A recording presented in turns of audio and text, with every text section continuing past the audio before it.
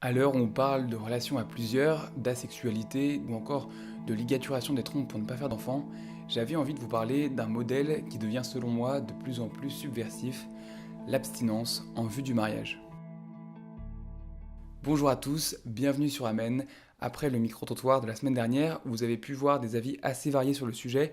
Je trouvais important de redire le point de vue de l'Église sur le mariage et plus précisément sur la sexualité, l'abstinence avant le mariage qui est souvent mal comprise et caricaturée et qui pourtant permet de comprendre le vrai sens que l'Église donne au mariage. La position de l'Église est fondamentalement opposée à ce qu'encourage aujourd'hui la société où personne n'a le courage de porter un autre discours que fais ce que tu veux, mais protège-toi. Pour Amen, je vous propose une petite réflexion sur ce sujet. Dans un premier temps, je vais revenir sur ce que disent la Bible et l'Église du mariage et des relations sexuelles, avant de vous donner 5 arguments en faveur de l'abstinence qui vont au-delà du simple aspect religieux et qui peuvent, je pense, intéresser tout le monde. Pour commencer, voici comment l'Église catholique définit le mariage. Le mariage est l'alliance entre un homme et une femme unis par un même amour.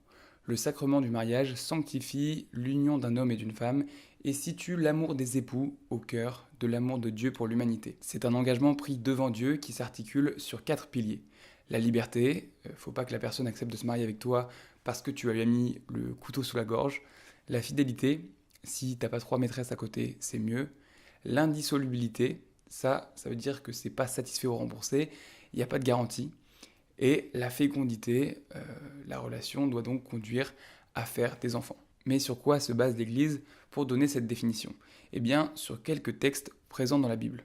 Tout d'abord, la Genèse, le premier livre de la Bible. Dieu crée l'homme et la femme et il leur dit soyez féconds et multipliez-vous. Donc on a ici la notion de fécondité. Il dit aussi c'est pourquoi l'homme quittera son père et sa mère et il s'attachera à sa femme et ils deviendront une seule chair. On retrouve une mention de la sexualité dans le Décalogue, les 10 commandements tu ne commettras pas d'adultère. Dans le Nouveau Testament, le principal enseignement de Jésus sur les relations maritales, il est dans l'évangile de Marc au chapitre 10, avec cette fameuse phrase « Ce que Dieu a uni, que l'homme ne le sépare pas ». On la retrouve notamment dans le cérémonial de mariage. Dans la Bible, celui qui parle le plus des relations maritales, c'est certainement Saint Paul dans ses épîtres. Il y a un passage intéressant où il nous parle du corps, où il dit que le corps est le temple de l'esprit, donc qu'il appartient à Dieu, et donc on ne fait pas n'importe quoi avec son corps. Cette position de l'Église, elle n'a rien à voir avec un tabou. Elle ne nous dit pas que le sexe est mauvais, au contraire, c'est Dieu qui l'a créé, et même si la Genèse ne le dit pas, il a sûrement dû dire que cela était bon. En revanche, Dieu a créé le sexe pour que les hommes prennent du plaisir à se reproduire, et l'Église nous enseigne que cette finalité ne peut être détachée de l'acte sexuel. Je crois que si on veut suivre ce que dit l'Église en matière de sexualité, il ne faut pas voir les choses comme des interdits, des lignes rouges à ne pas dépasser sans vraiment en comprendre le sens. Parce que si Dieu et l'Église nous donnent des commandements, c'est pour nous conduire au bonheur et à ce qui nous rend libres. C'est finalement pour nous éduquer et nous apprendre à être heureux. Maintenant, je vais vous donner 5 bonnes raisons de vous préserver avant le mariage. Se priver de relations sexuelles, à 15 ans, c'est plutôt commun. Quand tu approches des 18 ans, c'est plus rare. Quand tu passes 20 ans, il n'y a plus personne. C'est pas quelque chose de naturel. La nature, elle nous donne des désirs primitifs et entre autres le désir de nous reproduire pour faire vivre l'espèce.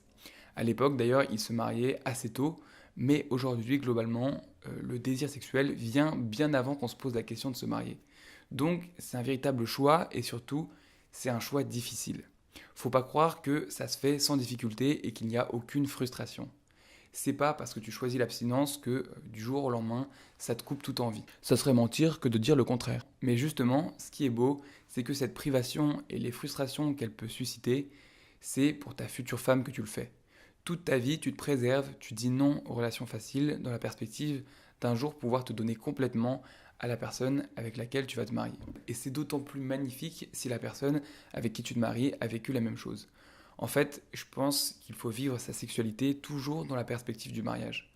Comporte-toi comme si tu avais déjà une femme à laquelle tu avais promis fidélité. Et le jour où tu la rencontreras et où tu la choisiras comme épouse, tu pourras lui faire ce magnifique cadeau qu'est ta sexualité que tu auras préservée depuis tant d'années, rien que pour elle. Elle sera l'unique personne avec qui tu auras une relation sexuelle tout au long de ta vie. Et ça, je sais pas vous, mais moi je trouve ça incroyable.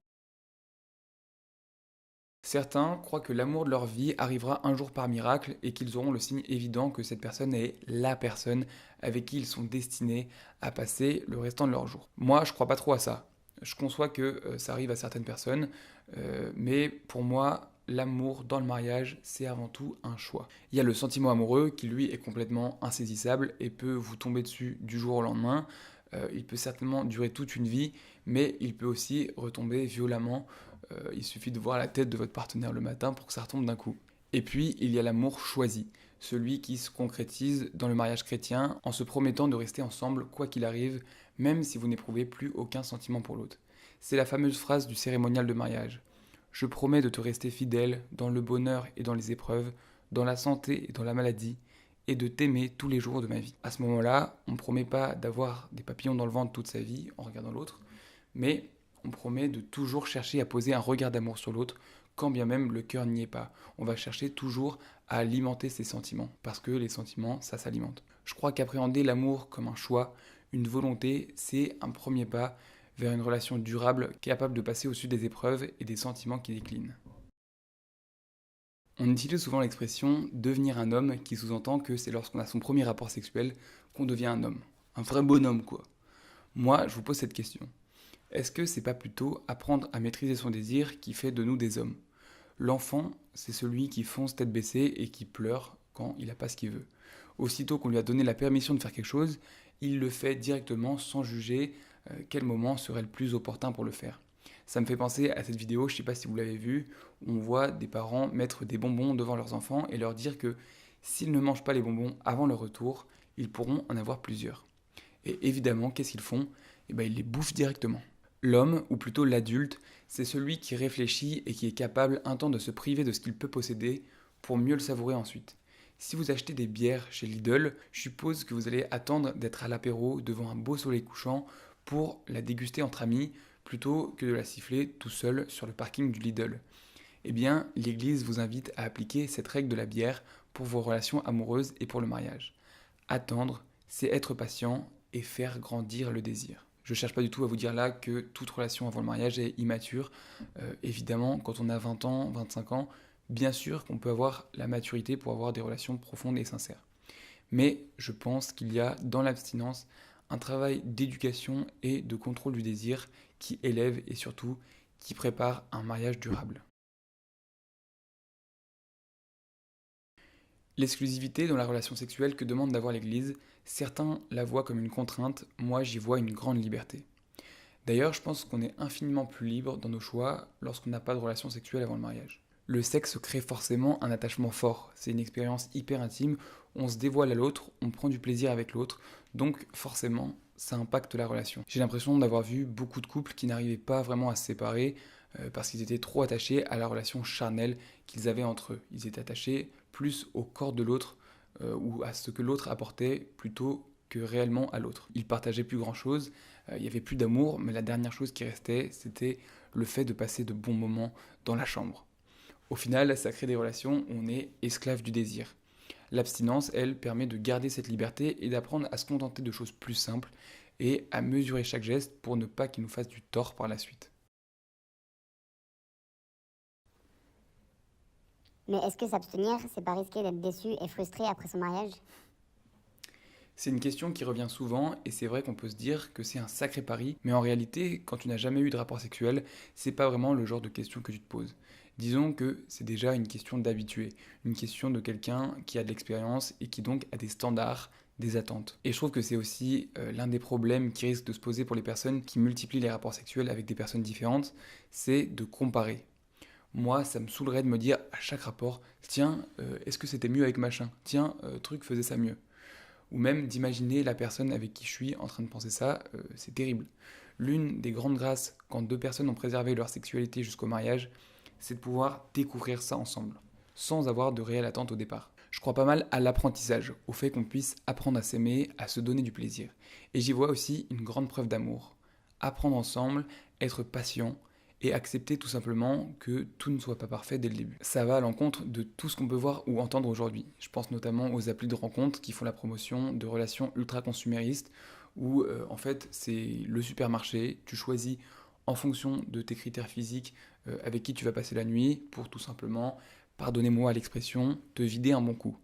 Comme disait une musulmane que j'ai rencontrée en micro-trottoir, Je te prends, je te hein, et après je te jette. je sais pas vous, mais moi ça me fait pas rêver. Avant de conclure cette vidéo, je pense qu'il est important de redire que la chasteté, c'est un véritable combat spirituel.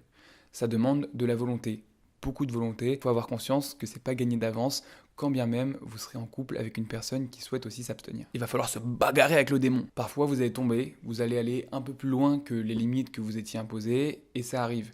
Le tout, c'est de ne pas se décourager et de s'appuyer sur le Christ qui sera votre meilleur allié dans ce combat. On fait assez vite l'expérience de sa petitesse face à ce genre de tentation.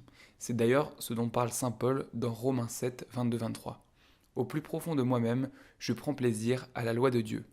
Mais dans les membres de mon corps, je découvre une autre loi qui combat contre la loi que suit ma raison et me rend prisonnier de la loi du péché présente dans mon corps. Pour suivre la loi de Dieu, on a besoin de Dieu.